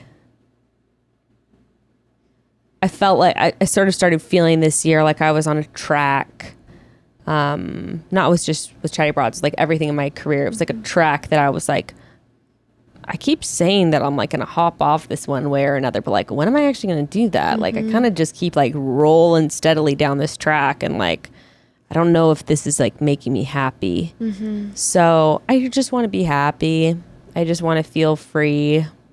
And I just want to feel, yeah, that's just that. Mm-hmm.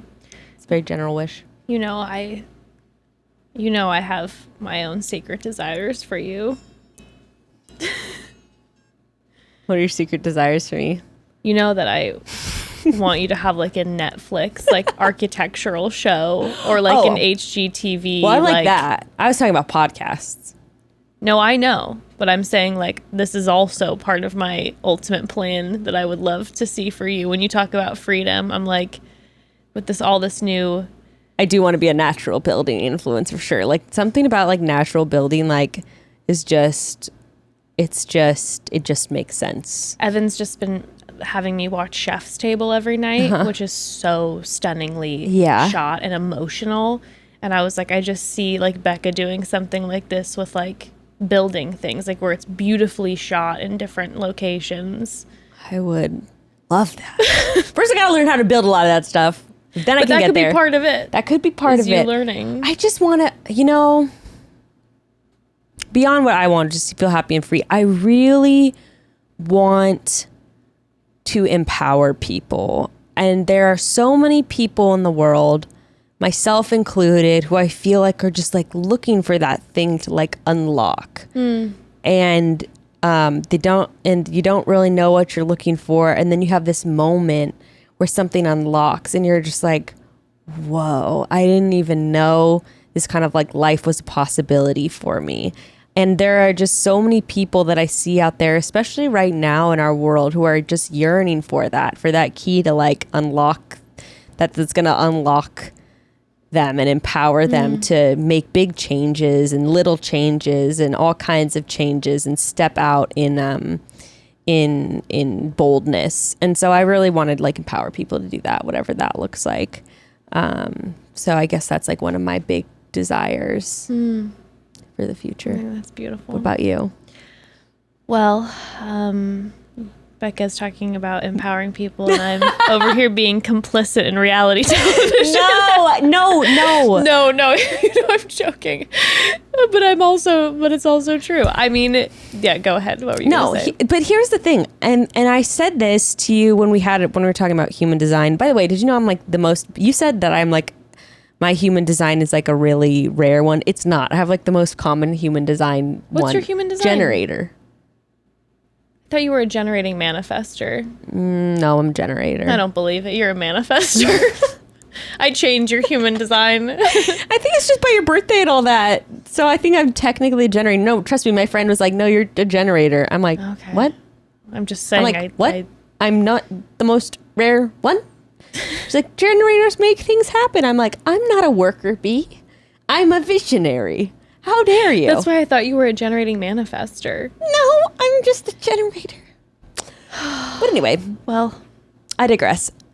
What I was telling you, though, in that conversation was I was like, there is something so beautiful about you being able to talk about reality TV and people on reality TV and being able to do that in such a graceful way where you're leaving everyone's humanity intact, and it just makes people feel good. And like, I maybe had that at one point, or I had fun with it. But I've just realized, like, and we've talked about this before on the podcast, it brings out a very cynical side of me. Actually, I felt like I did pretty well on the past season. You know what? I was been wanting to talk to you about that I feel like you brought such a different energy this season that was like but I also feel like that's a lot of what's happening in your personal life too, where like you're been very like gracious and like processing what people are going through and like behind the scenes, and like it showed wildly. I think I just felt freer in this season too. Like, I think just like knowing about these shifts and like feeling this like, I think I just felt freer too. Also, I really liked this season. And also there was no one particularly like horrible on this season. There have been some seasons, you and I both know, where we feel like there are people that are just really hard for me to humanize. Yep. I feel like I was tougher on people this season than you were, girl. I was coming out a little more with a hammer this season. Well, blame the mania.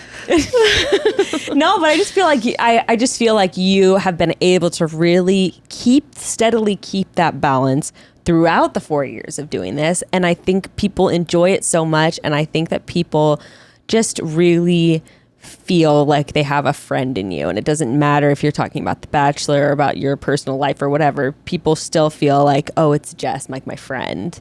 Who I'm listening to, which is so special that you have that gift to offer the world. That really means a lot to me. And in our conversation too, I think in the different directions that we're going, I was like talking about how I'm like, this is where I feel comfortable in the podcasting space. And I feel like for you, you're someone who is a culture changer. Like, you spark ideas and questions, and you light a fire. And I'm a pusher. What is it? I'm a pusher. I push.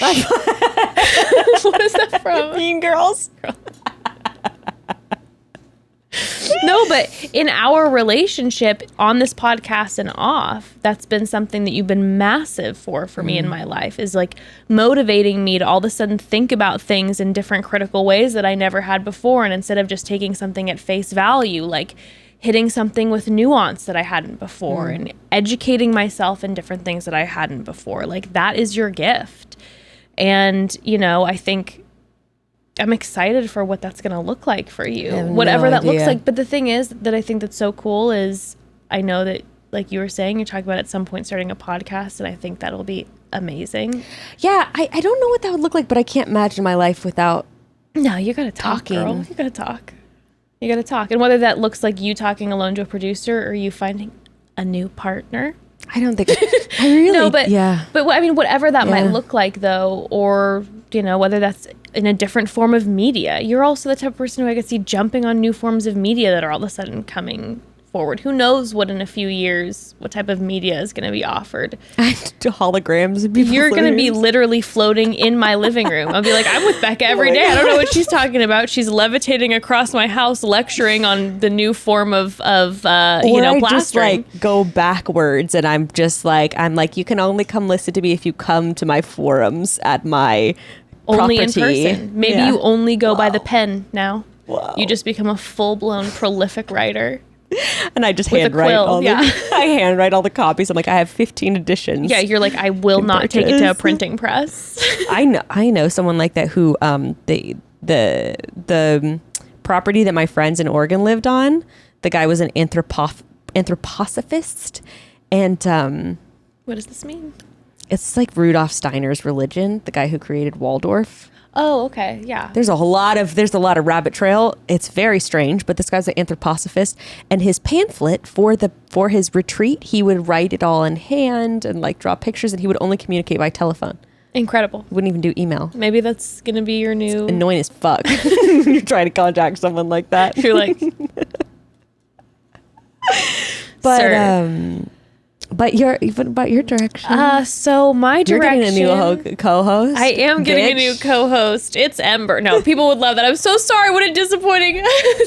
She would never. She refuses.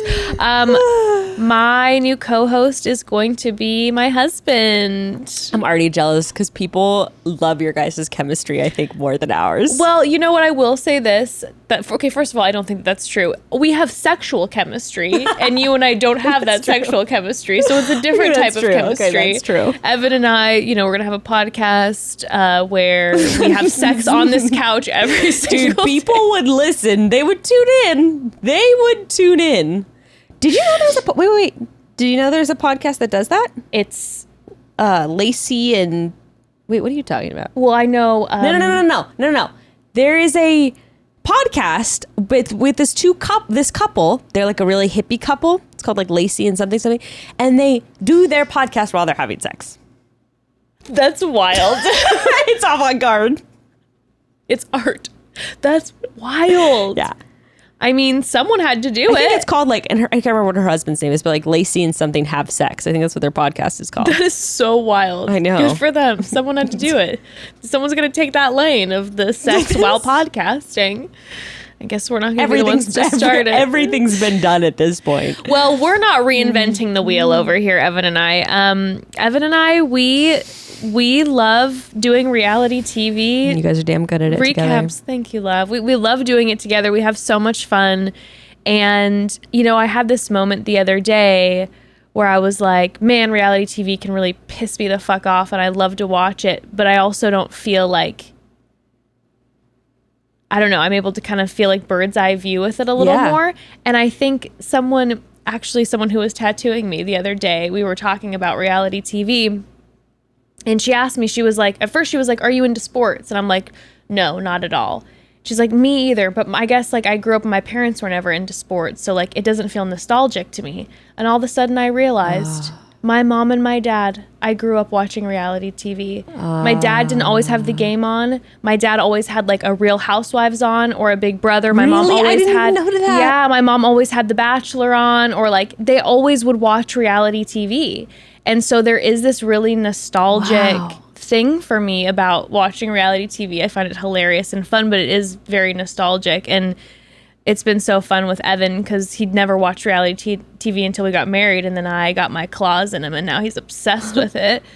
But yeah, so we're going to, obviously I'm sure as podcasts do, things are added, turns are made, but we're wanting to start a podcast where we're covering different reality TV like The Bachelor. We'll recap this upcoming season of The Bachelor. Zach, yay. What a great first way to start. I think I'll be watching. But I think we're going to maybe do... I'll be watching for Christina. For Christina. Do like Love is Blind, maybe Too Hot to Handle. Just, we're gonna figure out along the way, but we're going to do... reality TV recapping together. I think you guys are I keep saying it and I'm like, I'm not saying this because I'm your friend. Otherwise I wouldn't say it. I don't like don't like hype my friends up if like I don't think that what I'm saying I is appreciate true, that about you know? because it's like the other day how you told me what would I do if you told me that you could start levitating in meditation. I'd be like, I believe you because you're honest. Oh my god. You're honest. So, you know, I've never been like, you're an amazing musician. Like, you and Evan are both amazing musicians, but like with certain friends of mine, I'm just kind of like, No, you're or like, even boyfriends. I'm like, thank you so much for nice. inviting me to that show. Just leave it at that. venue.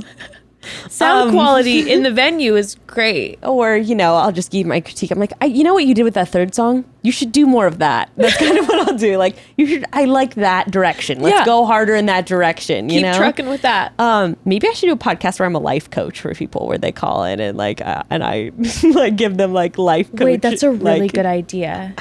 I think it might Life get coach annoying Becca? really fast. I think it might get annoying really fast, but like, No, but it would be so fun too because you know you could do it like seriously and then sometimes funny and like joking around. Right. That's a really good idea. Right. I mean, I love. You're good at fucking fixing things. You Thank give you. great advice and Thank you you. fix things. Thank you. Again, I'd love if people are coming to me asking for me to coach them. That'd be ideal. But anyway, I digress again. So I was saying I would not bullshit you, but I do think that your guys' podcast is going to do so well. Thank you. And I will be jealous, but I won't be. We already said I'm not going to look at your ratings or reviews. And you know Your followers. and you know that I'm going to be sending you a call or two during the episode sometimes when he's frustrating me because he has the wrong take. I can pop in and set him straight if you Be ever like, want to. If you ever want to phone a friend. I'm calling Becca, but I so appreciate your support and I'm excited. I love. But it's not jealousy. It's like more like, you know, insecurity where I'm like, I want you to succeed. But then I'm also like, if Jess succeeds more than I do, that means I'm like bad at it. You know, it's like, you know, but you know, those inner narratives, it's like, that's the thing, listen, you know, where it's like, she was the better at it than me all along. No, that means I suck. If your future you know? podcast takes off and mine absolutely crashes and burns, It's not like, a good, great feeling. no, it's not a great feeling. But, you know, But I don't think yours will crash and burn. I feel secure in, I don't know, I feel secure in what we both have moving forward because I feel like we're doing it with our chest. Yeah. You know what I mean? I feel Yeah. like it's with our chest. Like for you, you're like, you know, processing. You've been spinning so many plates for a long time now. Yeah, I'm over it. And you're so gifted at so many things. So I know that it's hard to not spin so many plates because when you can do it, you just keep spinning. But I feel like there's something coming that's so big for you in the sense that like it's going to be so powerful because you're doing everything right now with your chest. And I know that like it's a scary place to be because you always are do. But I know for you it's the right thing. Yeah.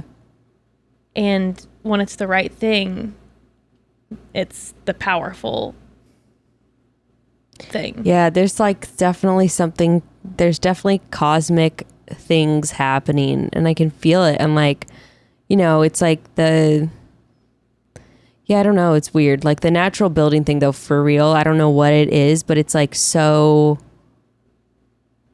it just like feels so good and like so right. And there's like something about that I just like need more and more of in my life because it brings me like that environment, you know, like the earth and being a part of it and being a part of community, you know, like I thought about what Jessica said at the beginning of this year of like, you need to feel like you're a part of like a church, you know, like a part of oh my God, Jess, at the end of this workshop, first of all, it's like at these both workshops I've gone to now, like there's people that are like 22 and there's people that are like in their 70s That's that go. so cool. And We need a collective different ages of people around us. Yeah. And so at the end of it, like the workshop leader was like, I just want us to all stand in, and he's like in his 70s and he's like, I want us to all stand in a circle and hold hands. And then the guy who owned the property, he's like, could we all like sing a song together? And he had this song of like, I can't remember how it goes. It's like, good. How does it go? Good. Well, I don't know. Good where we're good where we're coming from, good where we're going to, or something like that. And then we would like repeat that, and like everyone was just like singing together and like looking around in the circle at like all these people in different walks of life, and some people even coming to the end of their life, and then also joining hands with this like young generation of people who are learning these tools like in the hopes of like bringing a brighter future where people can be like in community with each other and like the earth, and like everyone singing together. And then they had us like, and what bugs me is people are like, oh, it's so culty. I'm like, no, it's a fucking community, dude. Like, this is what we're supposed to do. And then everyone, we like took 3 breaths, and like when we take a breath, everyone would hold their hands up, and then we'd bring it down. And then at the end, he was like, just turn around and just like shout or yell or do anything out into the world, and you're gonna just like release that energy. We all just cultivate it like out into the world, and then we're all gonna like leave this circle and go back into our spaces in the world and like take that with us. And I was just tears streaming down my face, because that like feeling that I loved so much as a kid, like in church, of this feeling of all of these people coming together for this purpose, to be on the same page, to sing together, to worship together, and to feel that feeling again, but in this context of like taking communion with like nature and in this group of people in all walks of life, is just so beautiful and impactful. And so I just want more and more of that in my life, whatever that looks like. And I don't know, but it's exciting. I can't wait to watch that happen for you. It might be like, it might be quiet, you know? I don't know, but I have the honor of having the quiet relationship with you too. That's true. So I get to watch you get it access. however it looks. You're in the inner circle, bitch. I'm on Close Friends. yeah, you are. And meanwhile, like, I don't know, I do think this the next chapter with you and Evan is like, just makes so much sense. And I do think that like, I think people are just gonna eat it up and just gonna be I hope everyone more. I hope everyone enjoys it. I'm really excited. My favorite thing about mine and Evan's relationship is us talking with him. We just literally talk together 24/7. So I'm like, you know what? Let's just talk and do this together. And I'm excited to do business with him. And I know a lot of people are like, oh God. We kind of have been. But we kind of have been light for a while. But I'm excited because, I'm excited to see maybe where the world takes us and maybe where we might move to, or, what this could look like for like traveling with Ember and recording on the road or doing whatever. And him and I have both been fearful for a long time in our lives and the way we live our lives. And I think we're both really ready. And every astrologer, psychic, everything to both of us is like, you need to take a chance. Take a risk. And so I'm excited to take a risk with him. Do you have any vision? Do you have any image in your mind's eye of what life could look like? Even if it seems out there, do you have any particular vision? You mean in the upcoming years? Yeah. Do you just have like a picture in the future that you have in your mind? Yeah, I do. I have a picture of us moving somewhere quieter. Ember really, and I don't know where that might look like, but Ember really being involved in a community. She loves community, and I want to like entrench her in that. And she's such a special kid that I want to give her access to more nature. She loves nature. Evan and I would love to be able to provide her an opportunity to live somewhere where she has access to community and nature in some form, whether that be ocean, woods, whatever that looks like. And then for us too, like a little bit of a respite. Like we're excited to be able to work together and be like putting out like a new podcast and get excited about that and be creative and put something out into the world. But then like on the off days, the idea of being somewhere quiet and reevaluating a little bit. We had this moment the other day, and this is going to sound so dark and old, but we're both like, we're almost, you know, he's gonna be 35 in like a month or two, and I'm gonna be 35 in like a year, and we're both like, oh, we're gonna be 40. Like the years have gone by so fast, and we're like, that's crazy. Like how am I friends with people who are 40, I can't, like, or almost 40? Like the quickness of time since I hit 30. Also, remember when our parents were 40? Like, don't you remember? Yes. When I would say my dad is 38, like my mom's 35. It's like so clear. Me too. It's so clear. And so I'm like, oh my God, we both looked at each other the other day and we're like, we're going to be oh God, the tears have been released. We're like, we're going to be 40 and it's going to happen so fast because since 30, everything has gone so quickly. God, I'm not even 30 yet. It's feels quick. And we both kind of looked at each other the other day and we're like, we want to soak up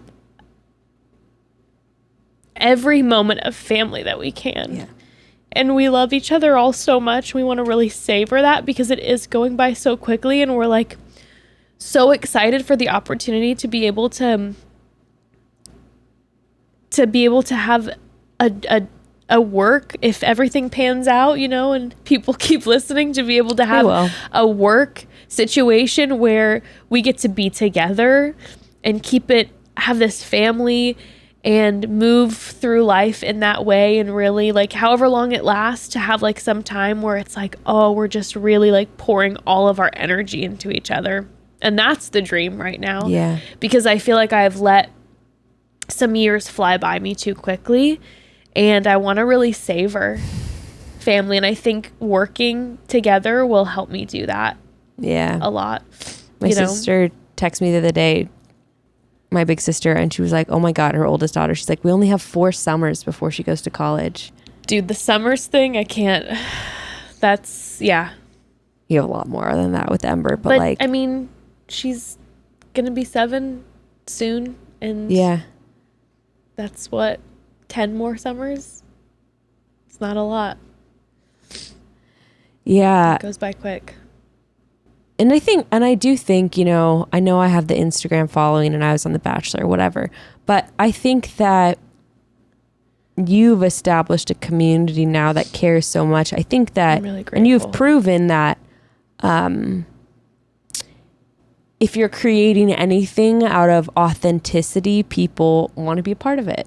So I think that you can feel peaceful in that. People, as long as you're creating from your heart and from your chest, like you said, I think that there will always be people that are wanting to follow along and wanting to be a part of that because, like I said, they feel like they're your friends. So you don't have anything to worry about with that, you know? Like, it means so much to me. As long as it feels right for you. And I'm going to try to get better at Instagram at engaging, because I know sometimes I can go in a hole, but whatever. I'm like, maybe the place where they know where to find you. Yeah.